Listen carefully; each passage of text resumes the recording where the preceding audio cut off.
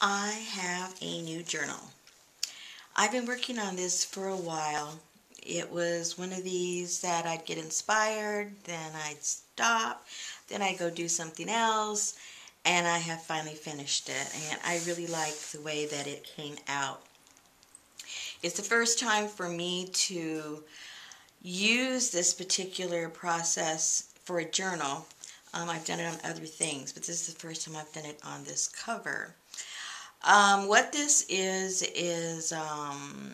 the base of it is joint compound, and then on top of that I have put a image transfer onto that, and then I've done some other paintings with some oil pastels around here, and then put a sealer on it, and that's pretty much it. But I like how it turned out. I hope it's not glaring too much, and I hope you can see the texture that's on there. It's kind of cool. And it's kind of big. And the reason it's this big is I had this image and I didn't want to make a copy and I didn't want to reduce it and so on and so forth. So I just said, well, that's how big she is, and that's how big she's going to stay. So that's why she's that size. So the overall size of this journal is about 10 1/4 by 7, just so you know. And I can't even tell you what kind of binding this is. I do goofy bindings that, don't follow any rules, so I don't have any idea what to call it. Other than it's my mishmash of a binding. The back of this is fabric, and they're both hardcovers in the front and in the back. There are approximately, I think I counted like 120 pages, and we'll do a hopefully quick flip. Now, most of my journals, I don't go into the deep decorating of the pages. I like to focus more on the cover, and then you have a working journal in which you can do whatever you want. I do put my little tabs of fabric here and there because, I mean, what's a journal without some fabric in it? And I like to include a little bit of my eco-dyed papers because, what's one of my journals without that fun stuff? So, for instance, here is an envelope that I did, and so I've included in there. It was a large one, so I said, aha, it'll fit on these large pages.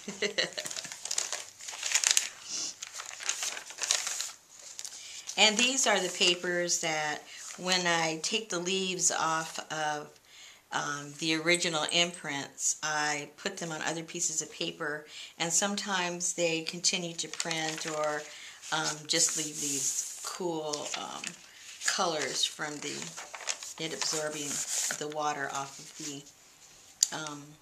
the leaves. So I've included a few of those papers in here.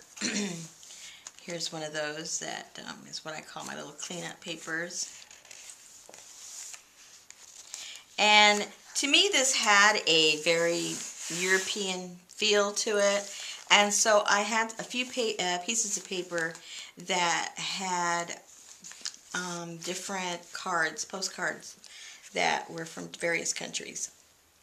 So I included some of those in there because it made me think of travel. I also have a little bit of fabric pockets and some more of my envelopes with some more of those little cards from different countries. I think they were originally they're travel posters. So I just added those in there. And another piece of my eco-dyed paper.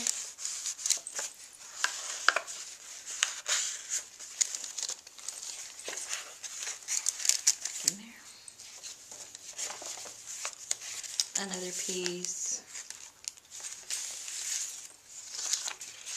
Now this happens to be scrapbook paper, but it came out pretty cool. It was the kind that, you know, is blank in the back. No, and I think it came out. I like how it came out. A few more of those poster cards. And some more of the Echo die. Come on now. No cooperation.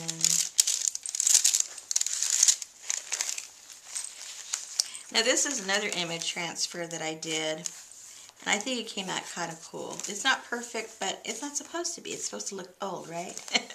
So that also was done on one of those cleanup papers. And here's some more fabric.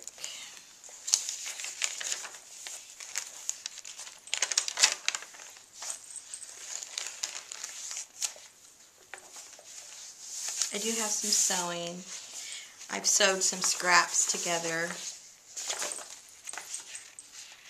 Don't want to waste anything. This is another image transfer that also is a little iffy, but hey, it adds to the character of it. And that also was done on some of my cleanup papers.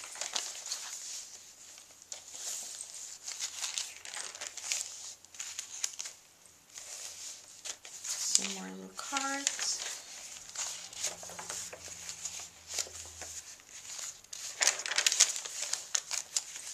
Some more prints and some more of the scrapbook paper that was dyed.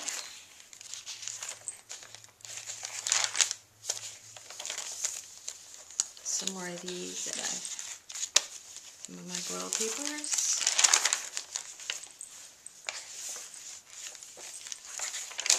And because these pages are so large, you can turn this into a glue book or a lot of room to write in.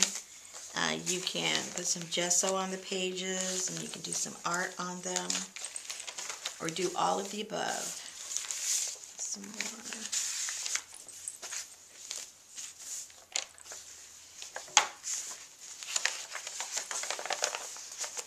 This kind of was what I would call a failure, but a lot of people like the distressed look. This is very, very distressed.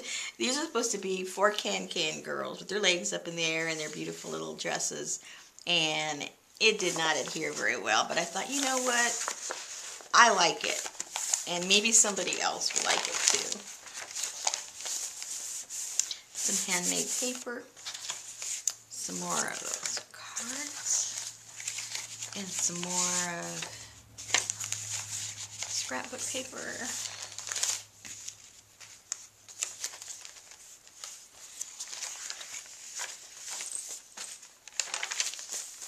This is another image transfer I did.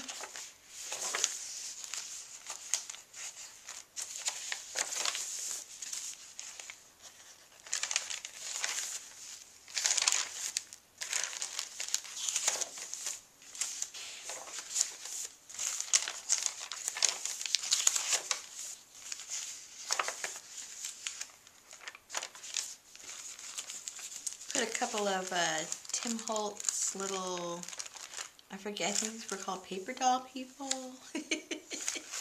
I think that's what it was called. I can't remember. And then another envelope with some more cards, more handmade paper. And then the back. So it is quite large. It's covered up with some lace that I like. And I don't know, it has to me like a French feel to it. Don't quote me, but hey, it's my book. I guess I can call it whatever I want. But I like the way it came out, and I like the look, and I like that it's a little different. I like it's an odd size. So I hope it finds a new home, and I hope it finds it with you.